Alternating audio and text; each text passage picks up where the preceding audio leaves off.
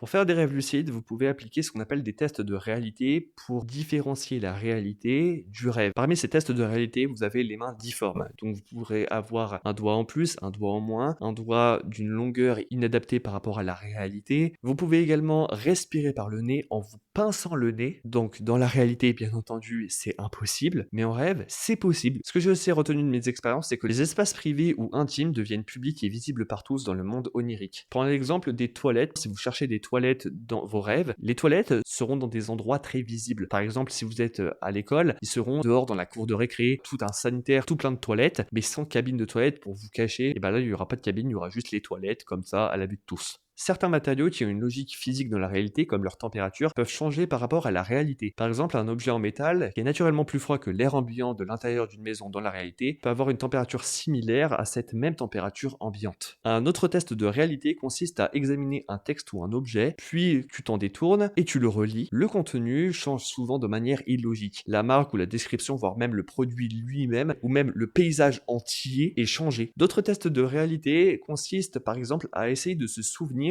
de ce qu'on a fait il y a par exemple, je sais pas, 30 minutes. Dans un rêve, vous atterrissez à un endroit, dans un contexte donné, une situation donnée, et vous ne saurez pas dire où vous étiez vraiment concrètement il y a 30 minutes. D'où vous venez, vous ne saurez même pas répondre à cette question.